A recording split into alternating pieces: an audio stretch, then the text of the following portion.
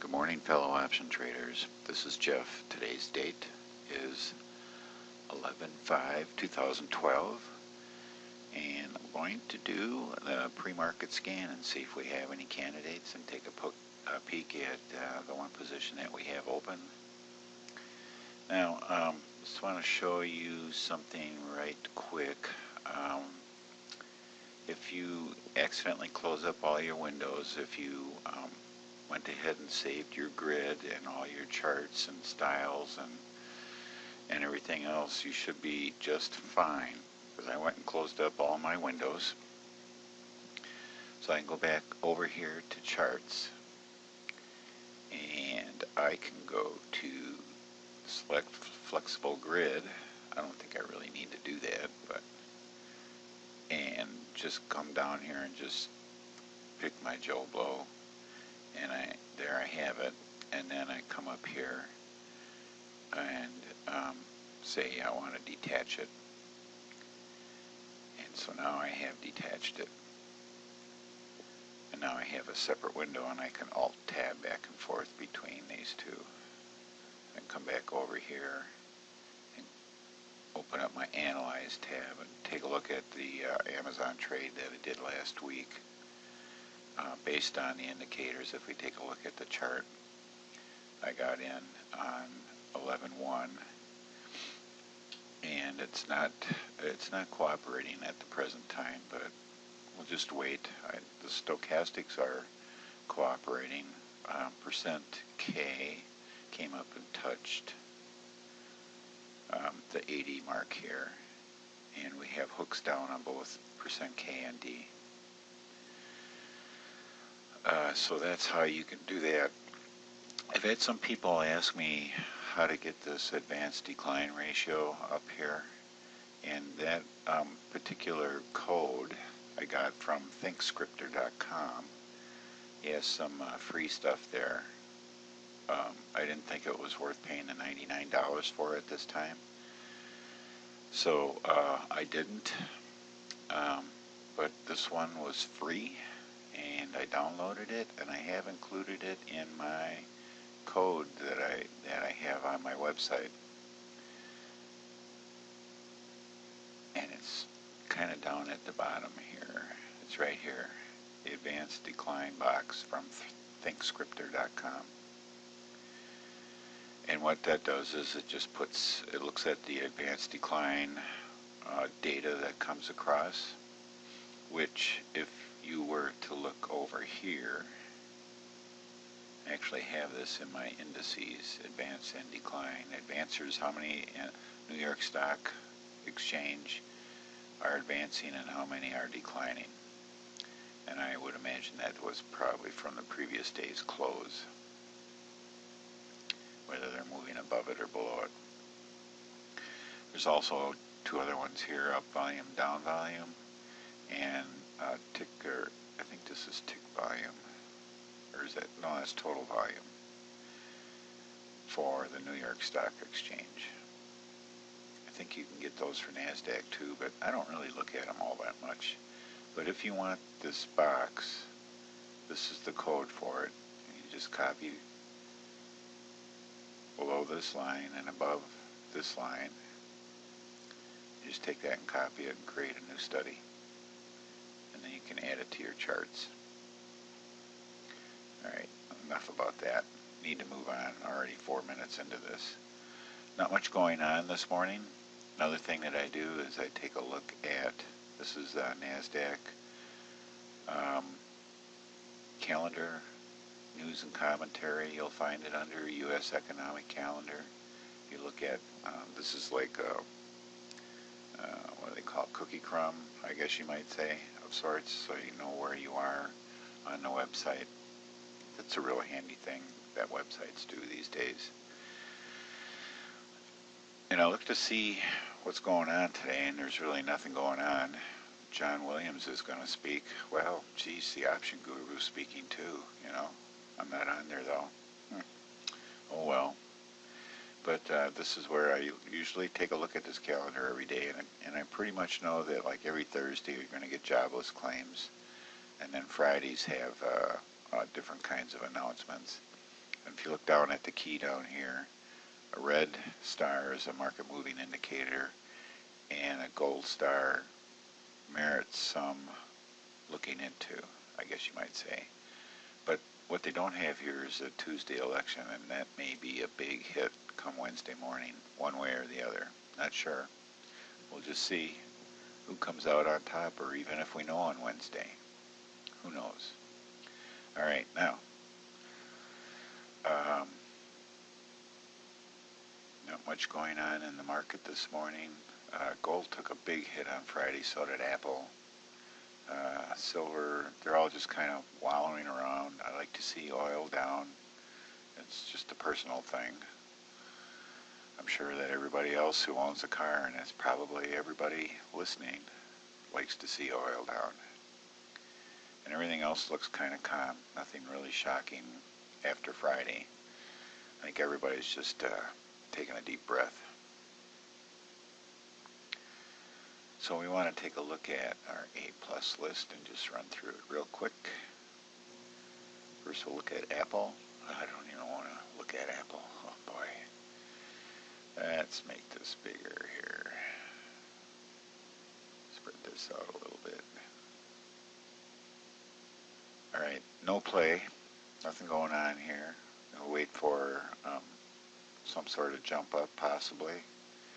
A move up, and a stochastic up here around 80 would be good. But there's just nothing going on. They got this big fat one-time dividend that they declared here. That's like an annual dividend, looks like. Well, they did one back in August. Unscheduled dividends. I guess they have to do something to make their stock attractive at this price. But enough fundamentals. What happened here? Enough fundamentals. Amazon, take a look at our trade. You can see I have my line in here. I want this below. And not getting there quite yet. We got time though. Baidu, anything going on there? No, remember we're still waiting here after the earnings to see what it's going to do. CF Industries, they have earnings on 11/5. They actually, well, today after the market. We'll see how they do. See how the fertilizer business is doing. Chipotle, still moving up. We'll keep an eye on this one. I'm not really ready to put this on my list yet for today. Well, yeah, maybe I will. Maybe I will. I'm going to put this on. If we come down here to symbol, and we can say add to watch list in play. I'm gonna look at this one for possibly a bear call for this week. I'm pretty sure they have weeklies on this. Yes, they do. So we'll be looking for an at the money bear call on this, maybe at 260, and see how it goes. We're looking for it to move down. I reset my slices here. I'm looking for it to move down and capture a couple $100 off of that. Alright, Salesforce.com. We're in a downtrend and we have popped up here, so we're going to be looking for a hook down here. I would like to see a little movement up here too.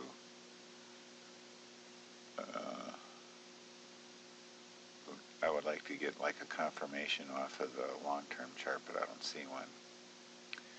We won't look at gold. Remember how confusing that is. Google's still in an uptrend, and it may be reversing that trend. We're just going to have to wait and see. It's flat right now, so there may be a trend reversal in store here. We have a hook down on K, and D is still heading up. We'll see what happens with D. We'll see what happens today with this. We'll look at it tomorrow.